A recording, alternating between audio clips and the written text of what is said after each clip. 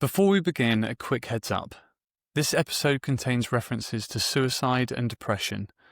Please take care whilst listening, and if that feels too heavy today, then please feel free to skip this one.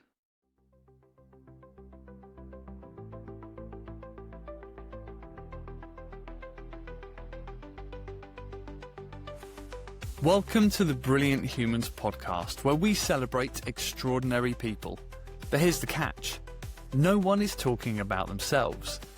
Every guest is here to share the story of a brilliant human who shaped them, inspired them, or changed their life forever. They might be famous or completely unknown, alive or no longer with us. A teacher, a parent, a stranger, a leader, a friend. These are real stories, honestly told. Stories of kindness, creativity, courage and connection, because brilliance deserves to be shared. This is the Brilliant Humans podcast. Welcome to the show. Today I'm welcoming Jo Burston to the Brilliant Humans podcast. Jo is a primary school teacher, choreographer, wife, musical theatre aficionado, and mum to Fred, the most special human in her life. She loves bringing out the best in people, which is why she was drawn to education, and outside of work she does this by choreographing shows for her local amateur dramatics company, which is where she also met her husband. Jo is here to talk about someone who helped her overcome lifelong anxieties and literally changed her life. I'm very keen to learn more, so welcome, Jo. Hello. Hello, how are you? I'm good, thank you. How are you? I'm very good. I need to know more about this local amateur dramatics company. Tell me, how did you get into that? Well, I've always danced, and I lived in Merrow, and they had a really small amateur dramatics society. And one of the parents that I taught the child of said to me, would you come and do the choreography? So that started probably,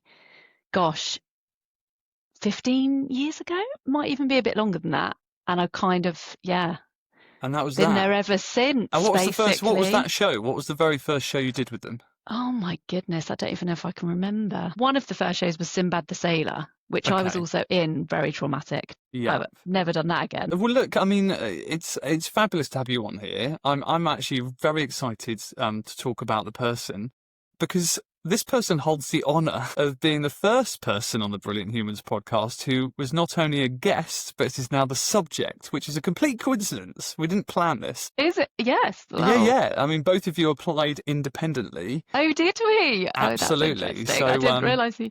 Yeah. So, well, look, I'll let you introduce them. So, tell me, who is your brilliant human, and what are they to you? So, my brilliant human is Andrew Tilling. Although I know him as Andrew Charles, I can't call him Andrew Tilling at all. It sounds very strange to me. Yeah, and he is the subject of your first episode. He was on the first episode, and he spoke about his mum and dad. He did. And he spoke about, and we're going to try and connect the dots here, because he spoke about how his mum ran a theatre company. Yeah. And he was involved in that. And tell us why you know him as Andrew Charles and why you think about him as Andrew Charles. So I can't actually remember when I met him. He, at the dance school that we attended, he was the drama teacher, I believe. I didn't even do drama. Drama, not my thing at all. And I just sort of knew of him. Like, I wouldn't say I probably chatted to him on the odd occasion. We knew of each other, basically. And then once the theatre company, we sort of ended up with a theatre company as well. So we ended up doing shows attached to the dance school, didn't we?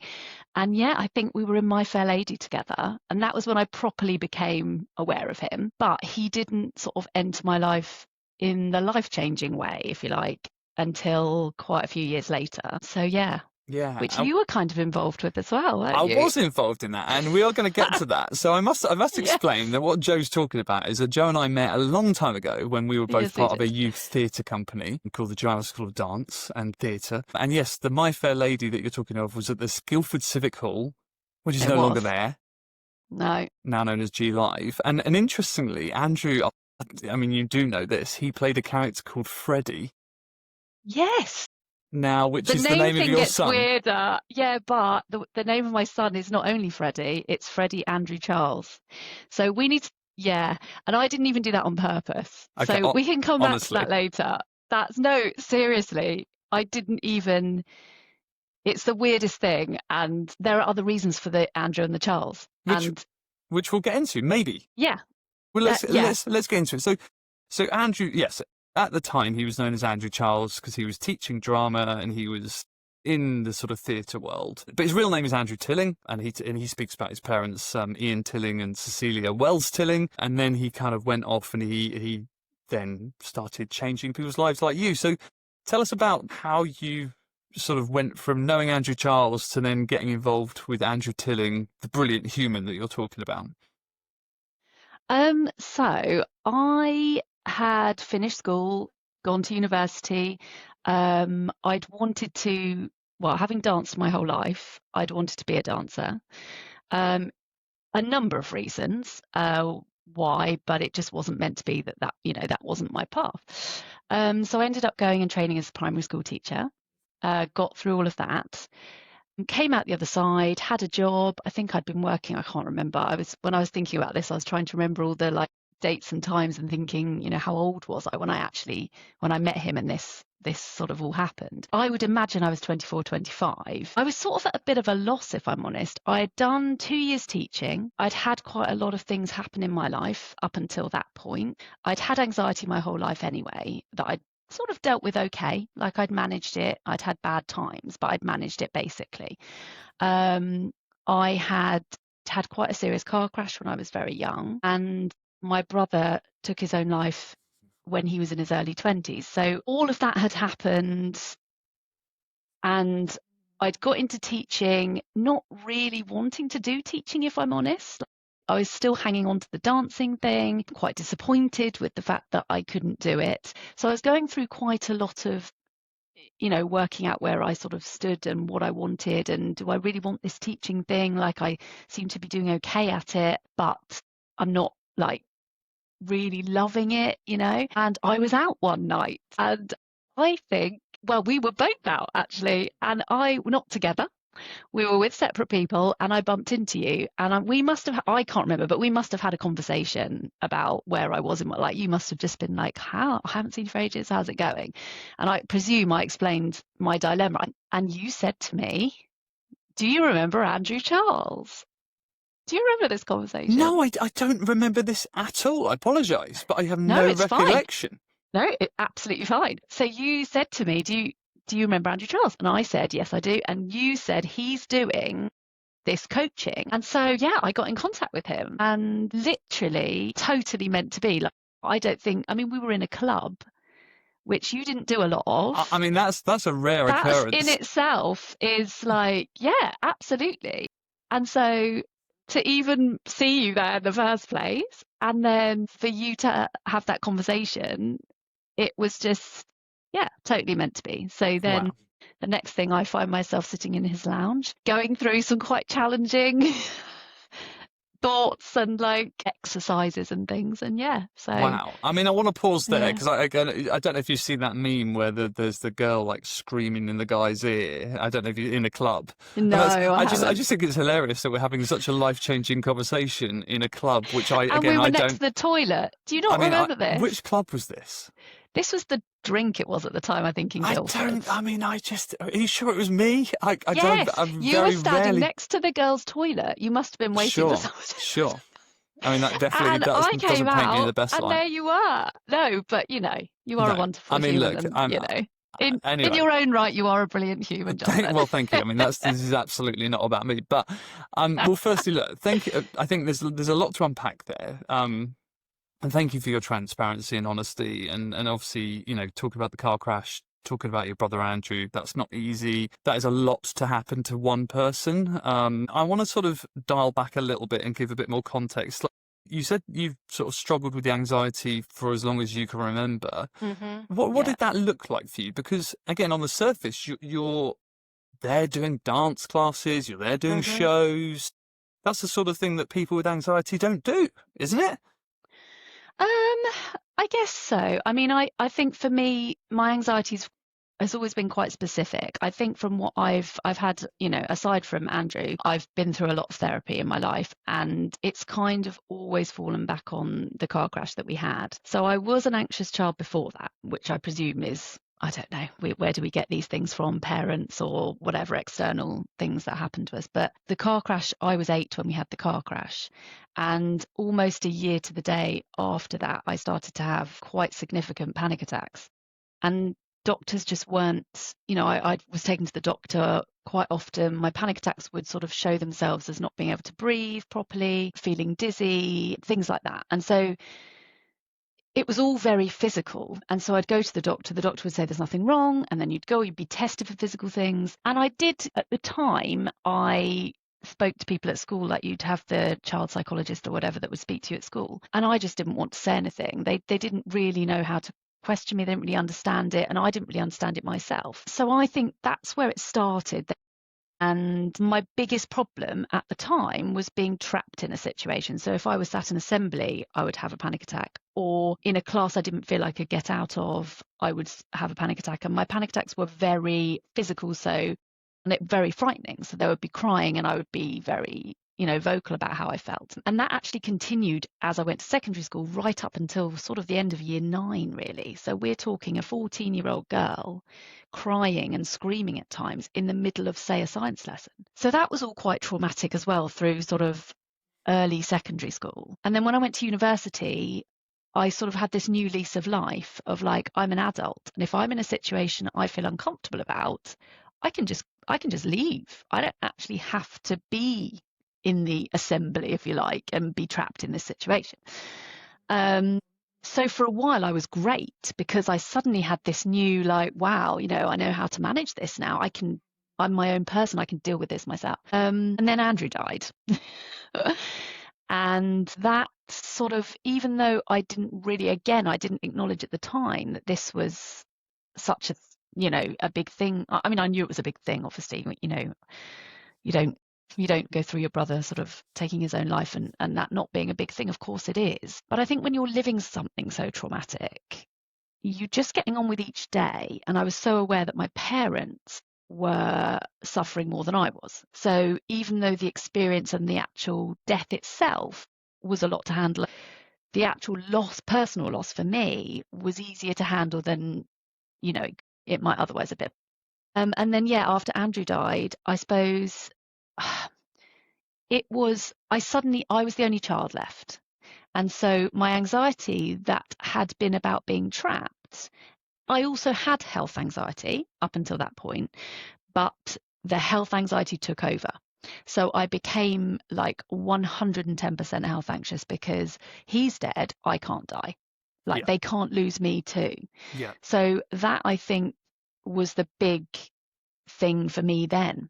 And it was at that point that I was like, what do I want? Like, where am I? I miss the dancing still. I'm anxious. I'm a single person who's never had a partner. And at that point, I was 23, coming up to 24.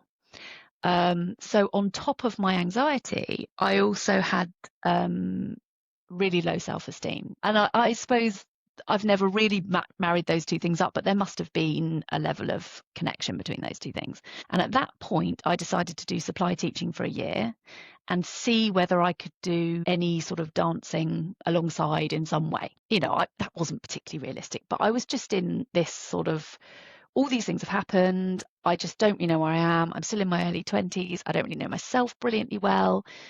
And then I went to the nightclub, Jonathan, and there you were. I'm still not sure it was me, but anyway. It was you. So look, I think it's important to give that, so thank you again, because I think it's really important to give that context as to the person that Andrew, who is your brilliant person that we're talking about, the person that walked into his living room, because there was a lot going on there, basically, and not through fault of your own, but again, what I'm hearing there throughout that whole story is be strong, think about other people. It's not about me. And you got to this place, like you say, crossroads in your life. So thinking about walking into his room, what's your memory of that? I was terrified. I was excited, I suppose, but I was terrified because I didn't know him brilliantly well. And I was about to put myself in a really vulnerable position. And, I mean, I'm good at talking about myself. Like, everybody knows everything about me. You know, like, I don't hide things. I'm not that kind of person. Very happy to, like, you know, open up. However, when you're in a situation like that, it's scary. It's scary.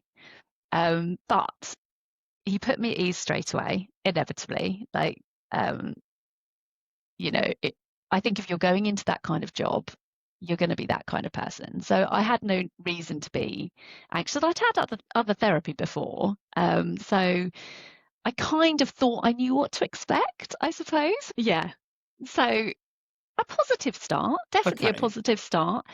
And I want to pick up on that because you said, you know, you're kind of hinting there, and obviously I've known Andrew for a long time, so Yeah. I'm smiling because I know that you can't really know what to expect when it comes to Andrew Tilling, whether that's in a coaching capacity or whether that's in a, you know, like a business. I've seen him operate incredibly in front of a room full of 30 people, and even more, like 100 people.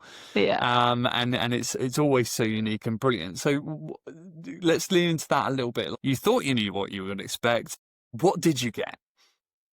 So any therapy I'd had before, I would suppose I would describe it as quite one-dimensional. Just usually there's a format that someone will go through, which Andrew does do. But there's a format that you go through, and you know there's a limit that someone can reach, right? So you get a level of help, but ultimately you kind of ultimately have to go help yourself in the end. And I think with other people, I've kind of always felt that I've hit the ceiling. And I've kind of not really like crossed the line into this is really making things different for me. Okay. And with Andrew, after the first session, I walked away like, what just happened to me? And it was interesting because earlier today I was thinking, how do I describe how brilliant this man is? Like, I don't know how to describe it because I'm not sure there's words. Like, it's almost like an X factor. Do you know what I mean? Yeah. It's like he almost reads you to the point that it's scary. And I just knew at the end of that first session, this is it. Like, this is what I need. This is why I finished teaching. This is why I gave myself the time and the space, because this person, I need the time and the space for this person. So yeah, it was pretty. I mean, it was just very different to something you'd experienced before. And obviously, like I said in the intro, it was life changing. So after that first session, we're assuming that you went back. So how long did you see him, and what are the memories of the breakthroughs you had with him? So the three main memories I had, there's three massive takeaways. He did a lot of NLP with me. Neuro-linguistic programming. In the way I see it, for me, it was like a more practical version of hypnotherapy. So I don't know, did it feel like I was being hypnotized? Sort of, but I don't know how much of that was him and how much of that was the actual NLP.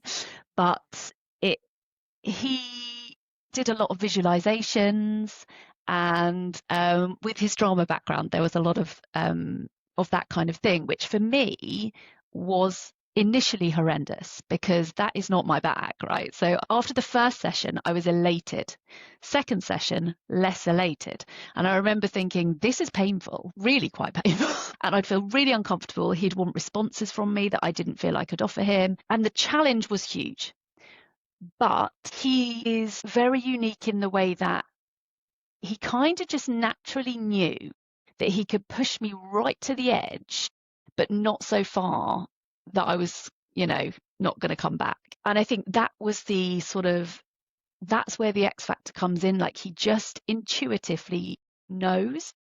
You're listening to the Brilliant Humans podcast, where, here's the catch, no one is talking about themselves, only the brilliant human who has changed their life. If you've got someone you'd like to celebrate, drop us a note at brillianthumanspodcast@gmail.com.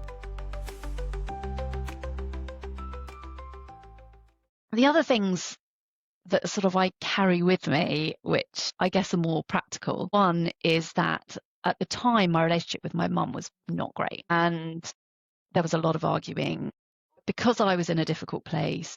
She found that very difficult. Obviously, she'd just lost her child. But I suppose, I mean, I think, you know, talking to friends, I think mother-daughter relationships can be a little bit fraught at times. And he taught me, again, it was actually an uncomfortable conversation, but basically explained to me that, she may not change, but you can. You can do something to make that relationship better. And of course, I'd spent many years blaming her. Like, well, it's not me, is it? She's, and of course, as a teenager and whatever, I suppose that's inevitable to be like that. But for him to sort of say to me, do you know what? Actually, it's you. You can do something. And he wasn't telling me it's your fault, obviously, but like to take that away and that was massively powerful to me. And my relationship with my mum now, 20 years later, is, it has its moments, but it's great. And I've sort of really, I work on that all the time because, well, one has to. So. And you're also a But mum now, so you understand yeah, the different perspective. absolutely.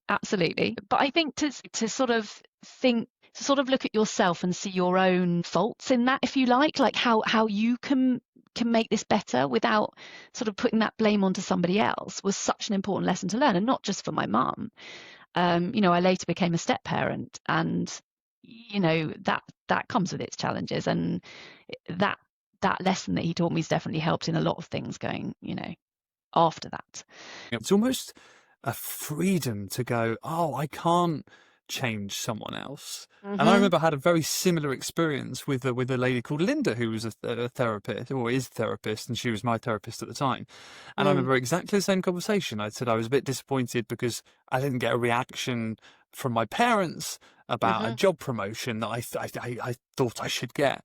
And Linda said to me, she goes, so what did you expect? What reaction did you expect? And I said, well, I mean, realistically, she's like, being realistic, not what you wanted, knowing your parents, what reaction did you expect? And I was like, well, probably the one they gave me. And she went, so what's the problem? She's like, why are you putting that on them to react how you wanted them? And I was like, absolutely. My goodness, I get it. Yeah, because we're trying to change them, right? Because we've grown into these people, and we want them to give us what we want. Like, what? Or why aren't you? Why aren't you really excited about that? Or why aren't you whatever? And no, you can't have that expectation on anyone, not even our parents. And I think we have these expectations on our parents, don't we? Until we realise they're just human. Okay, so point number one was the NLP. Yeah. Which was starting to shift the way you thought about, it was giving you a different language to use and reprogram your brain. Number two was having expectations on people and actually realizing that the only person you can actually control is yourself. And number three was friendships. Yeah. And actually, probably the most important one in a way, because this, I, at the time, had some friendships that were detrimental to my self-esteem. And I don't know, I suppose you grow up, you meet people, they become part of your network and almost like family. And you just plow on, like they are what they are, you are what you are. You sort of get into a groove, don't you, with those people. And he was the first person, Andrew, this is the first person that ever said to me, you don't have to have these people in your life if they're having a negative impact on you. And that was like wildly eye-opening for me. And I was talking to my husband about this earlier, and actually now that makes like total sense. At 45 years old, well, of course I don't have to be friends with people that make me feel bad about myself or make me feel uncomfortable in social situations or whatever. Like, of course. And it's, it's been painful in some ways, because when you've had people in your life for a long time and you care about them and whatever, but honestly, the self-esteem almost changed overnight. And it ultimately, the biggest lesson I think that he taught me almost between the lines, if you like, was to be me and be accepting of me and being accepting of my circumstances. So either of the way my mum is, or the fact that I'm anxious. That's okay that you're anxious. You know, I spent my life thinking I shouldn't be this, I shouldn't be this. But why shouldn't I? I am, and that's okay, right? And the way I dealt with it was also okay. But then as you progress through life, you have to find new ways to manage these things that make you happier. So yeah, I mean, it's interesting looking at my life before. I almost like have like before Andrew and after Andrew, Yeah. which is mad because Anyone that's come into contact with Andrew has that, believe me. we love you, Andrew. It's bizarre though. I've never met anyone else like it. And he's not good at being told this. I've told him many times, and he finds that, you know, he finds it hard to hear. And I think people who are this amazing do, because he's just getting on and he's doing it because this is what he wants. This is what his place in this world is for, and it's what it's about. But the impact it has on the individual is so huge and important. And so he had to be shouted about. And I tell so many people about him, you know, this is the reason I'm like this now. Ultimately, this is the reason I have a child. You know, like all my social anxiety meant I hadn't met a partner. And it just took me such a long time, you know, and without that Andrew bit in the middle, that kind of like acceptance, this is okay. It's all okay. The way you are is great and fine, and you're wonderful, and you have all these amazing things about you. And your future is tomorrow and the next day and the next day. It's insane to think what's changed just because of the shift that he gave me in just my perspective, complete shift in the perspective that I have of life. And I still use the things he told me now, even though since then I've had other therapists and I've seen other people, but seeing those other people is off the back of seeing him. I'm so glad that someone came on here to talk about him, because he is a really special person. But I would never tell him that myself, because I don't want, you know, his ego to get too big. But it's fascinating as well, because obviously he's been on this podcast, and I think if people haven't listened to his episode, they should absolutely listen now, because it all kind of makes sense. Because he talks about his mum and his dad, and his mum particularly was all about the other person. She was all about the breakthrough she was giving to these kids in Folkestone and it's funny because she was teaching drama.